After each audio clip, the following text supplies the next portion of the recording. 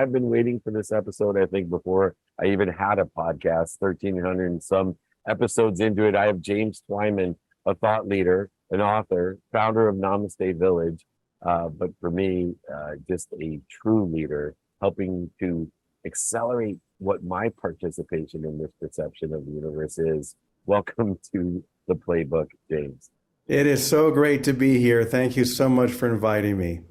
Well, I have tried to read everything that you've written, and everything from the piece Troubadour to, of course, the Moses Code and your newest books, the Non-Dual Universe and 10 Symptoms of Enlightenment. They all seem to have a thematic commonality of reconciliation. And one of the reasons that I'd love to speak with you is I have a difficult time communicating in my mission to empower people to be happy. Where do we reconcile the faith, the spiritual, the universe with time or the pragmatic world? And you do such an eloquent job in all of your writings to help people, whatever stage they're in, be able to take the steps forward for that reconciliation. For you, how did you start understanding what I call reconciliation? You can define it or let everyone know what you determine I'm speaking about. But how did that start for you, that you saw there's this conflict or counterintuitive nature to understanding, hey, I got a mortgage, a car, all these things, but there may be more that I can utilize in order to facilitate even more than just the material things that I perceive that I want? Yeah, good question. Thank you. I think one of the challenges that we all have is that we try to balance our physical lives and our spiritual lives, or the heart's longing for truth, for an experience that in many ways transcends all of the physical needs and expectations.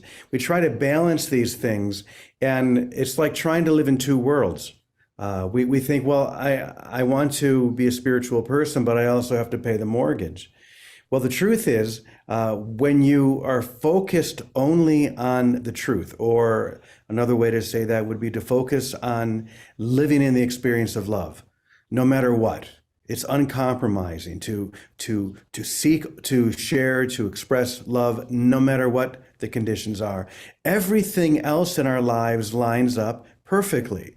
Jesus put it the clearest 2,000 years ago when he said, seek first the kingdom of God and everything else will come to you. But what we try and do is we try and keep them separate. Well, I've got this and I've got that. And so what I'm a proponent of is bring it all together. Let it be just one thing. Don't think that you need to separate all of those needs. Know that if you're seeking the experience of that unconditional, uncompromising love in your life in every way, especially the ways where it's most difficult, all of those things are going to take care of themselves. And you say reconciliation, I would say forgiveness. Really the same thing. It begins with us. It begins with us being willing to forgive our own weaknesses, our own failings.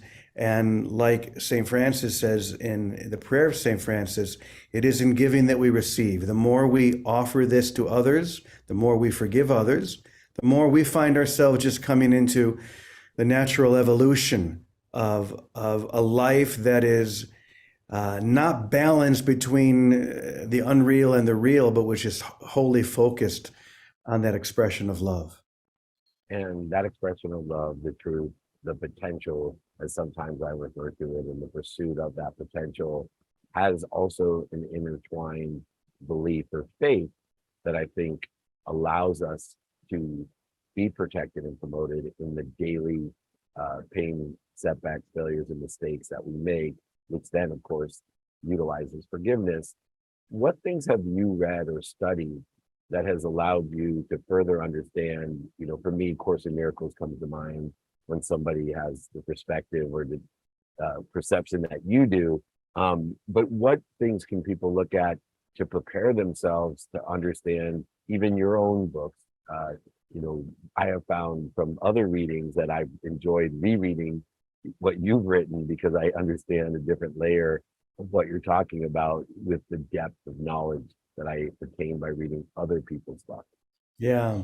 Well, you hit the first one right on the nose, and that's A Course in Miracles. I've been a student of A Course in Miracles for over 25 years now, and I was raised in a very Catholic family. I'm actually a priest and a Franciscan, and people often ask, well, how can I balance, how can I be a Course in Miracles student or a student of truth and also something more traditional, like being a priest?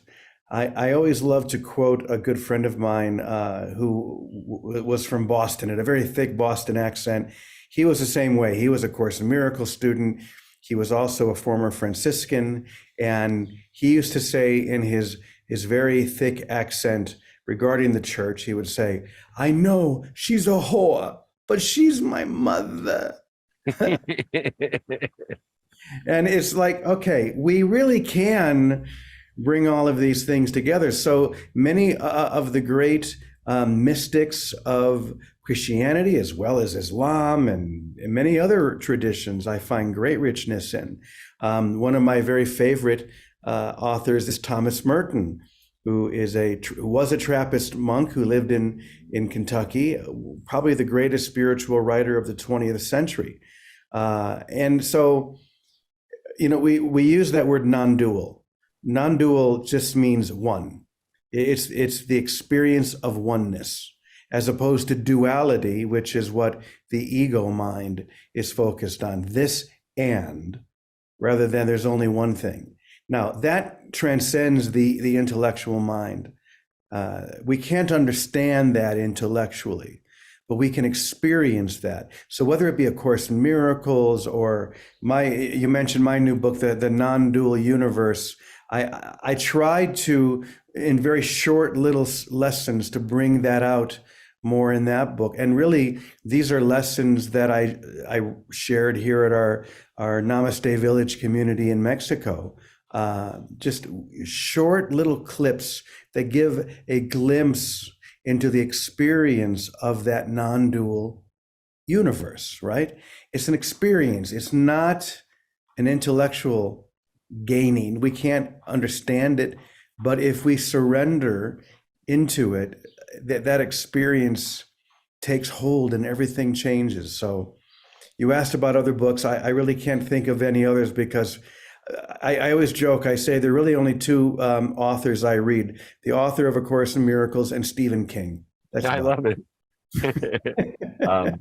And to that end too, we have this separation of spirituality and religion. And I thought in your writings that you address it really well. I can't remember who taught me this, but I loved it. My brother went to Harvard and just an extraordinary academic, but is also a rabbi, PhD in social ethics. And so we have these conversations. And I always say people that are religious are afraid of going to hell. People I find that are spiritual have been in hell and they don't want to go back. And right. I think that's the difference. That's the difference between me and my brother. But you do address punishment in a historical sense of religion. That there's a sense, and I would love for you to share your perspective of how the non-dual notion of spirituality and religion also can be constructed together for our benefit and love and forgiveness. Well, first of all, most religious traditions, especially the Judeo-Christian tradition, focuses at the very start on original sin. At least that's the idea of the very start. But there was something that came before that, which is so often forgotten, and that's original innocence. Original innocence is our natural state. And yet this idea of guilt and sin and all of these things crept in because this is how the egoic mind keeps control by always keeping us in this guilt loop. Every little thing we do is okay, another reason to feel guilty. And we aren't able to access that original innocence that's within each and every single one of us. For example, in A Course in Miracles, one of the primary lessons is, I am still as God created me, perfect and whole and complete. If we can remember that state of original innocence has never left us, then it's a good beginning. But you're right, with so many of the traditional religions, it gets bogged down in dogma and theology, and yet every once in a while, in every tradition, a mystic comes along. Like being a Franciscan, for me, that primary mystic would be St. Francis.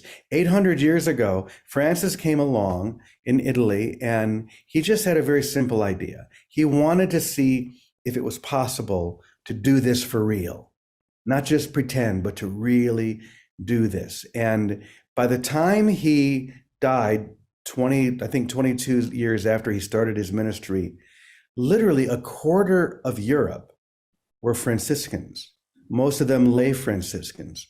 That's, something happened because he simply wanted to do it for real. It caught Europe on fire. And to this day, 800 years later, that fire is still burning strong. And Francis is often given some credit for inspiring the Renaissance. And I'm wondering if there were enough of us who decided to live this message in a similar way, would we be on the brink of a new Renaissance? I think it's desperately needed. I mean, we live in a dark age, just like Francis did. And there's so many other mystics, even today, who are in that non-dual experience and are offering that state of original innocence to everyone. But we do have to let go of the dogmatic approach. Being a priest, people don't expect that that's my focus, but it is. I mean, original innocence. Forget about original sin. That'll take care of itself. You just focus on your own innocence and the innocence of everyone you know and meet, and the rest will be a cakewalk. It certainly will. You wrote also the 10 symptoms of enlightenment, which is a practical guide to awakening, to finding that light. And that original innocence, to me, created a great paradigm shift in my life. Instead of always wanting more health, more wealth, more worthiness, more wisdom, it was I am, not to get into the Moses code, but I am that I am, right? I am happy, I am healthy, I am wealthy, I am worthy. And my job in that wholeness is to figure out what I'm doing to interfere with it, which then brings back this idea of ego, of the survival mechanism that, somehow if I am holiness, then if I don't feel that way or do that way or say that way or think or believe that way, then I must be interfering with who I am. And with these symptoms of enlightenment, I found there to be, this sense of the reverse of this paradigm. How can people understand that faith that's required, that I am whole and I'm, not from sin, but I am whole and I'm just interfering with that when I utilize the need to be right, offended, separate, inferior, superior, anxious, frustrated, guilty, etc. I would bring it down to two simple things. Number one, be humble. This is so important today because so many people think that once they begin to experience the rush of energy and light that comes when we begin to open spiritually, they begin to think that, okay, I've got it. Now I need to be the great teacher, the great guru. And the truth is, that's the time to be most humble, to realize that I don't have it, it has me. And if I can just relax into that and not take responsibility for anything, the more I do that, the cleaner the energy comes through me. So that would be the first thing, to stay humble. And the second is similar. Be in service. Be in service to others. Help others in any way you can. We mentioned the prayer of St. Francis before in that one line, it is in giving that we receive. Whatever it is we want in our lives, be the source of that. There's a great quote, or actually a prayer that Mother Teresa wrote that I put to music many years ago and I love to sing. It's my favorite song I think I've ever written. And the words are simply, when I'm hungry, give me someone to feed. When I'm thirsty, give me someone to give a drink to. When I'm cold, give me someone to keep warm. On and on. This idea of be the source of that which you want to receive. So be humble, be in service, and the rest will take care of itself. And the last question is more personal for me because I believe that in that humility becomes a wish, a prayer, or an ask. That if we are at one, giving, receiving, being one, that, my daily prayer is may God put at least 10 people in front of me that I can help, and may God put at least 10 people that can help me. I believe in a pragmatic sense that when we ask for help, not only is it a action of humility to allow someone else to be of service, to provide an add value or a value add world instead of a zero sum game, it actually is a blessing as well. But it's the fastest way to get to where I want to be is to ask for help by someone who's already there or has what I want. But more importantly, then the secondary idea that most people subscribe to is, to give, to be of service, like Mother Teresa, who's an exemplary person to this, that actually creates statistical success. And I'm talking in a quantum or religious or spiritual way, that when we are humble enough to be of service, that it creates a statistical success because we are confirming or reconfirming the oneness, and we are creating a community, and the collective consciousness is much more statistically successful than the individual ego-based consciousness. And so if we want to accelerate where we have a trajectory in our life of what we want, and we want statistical success, I believe we have to do both. That we have to live our life in service, but we should seek and wish from the greater than us for the acceleration as well. For you, is there the receiving side of teaching? Because very few people really talk about, the guilt associated with receiving and humility associated with receiving. Well, first of all, sometimes I feel like the luckiest person in the world to be able to share the way I do and to have lived the life where I've traveled all over the world, having these amazing adventures, going to war zones and sharing peace concerts, and now living in this little town of Ajijic, Mexico, and the community Namaste Village, where we have 41 houses or apartments. And I don't know how it all happened. It just kind of happened. It just kind of falls into place. The more we really choose to do this for real, I've received more than I could have ever asked for. Sometimes it astounds me, the richness in my life. And, I think that's part of it. And this is what I really tried to focus on in the Moses Code. It's not about riches. It's about richness. It's not about goods, it's about goodness. And richness and goodness will satisfy us in ways that goods and riches never will. I mean, we know people who have, billions of dollars, and yet they'll never be satisfied. And living here in Mexico, my neighbors have very little, but they're truly happy. To me, that's the testament that it has nothing to do with what you have. It has to do with what you give.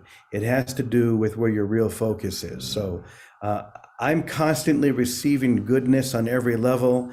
I hope I can just continue to give that to everyone who comes into my frame, even dogs. Oh, that one. That was beautiful. Well, Yeah. hold up the book one more time for me, because I think it's an essential must read. The non-dual universe, understanding this reconciliation. Visit the village. If you haven't read the multiple books that James has written, you're missing out, because it will give you a different perspective to live in abundance. And I know one of our mutual friends who has passed away that had the greatest impact on my life, Dr. Wayne Dyer, as well. My first book that I wrote was called Connected to Goodness, and you and Dr. Dyer had an incredible influence on that book. And I know from being with so many other leaders, thought leaders in the Transformational Leadership Council, to other authors and speakers around the world, your influence is being amplified. And I think that's an important acknowledgement. In order to acquire that knowledge, there needs to be more people like James Twyman on earth being of service elevating others to elevate himself. And how do you put it? We actually have to, in a Franciscan way, we actually have to do this. How do we say that, James? We have to be the source of that which we seek, and to give and to realize that giving and receiving are really the same thing. Absolutely. And thank you for showing up.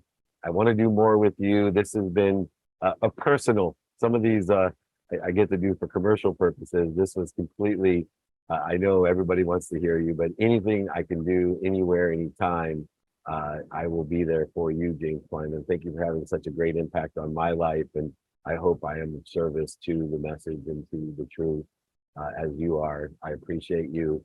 Thank you for joining me. This is David Meltzer with Entrepreneur, the Playbook.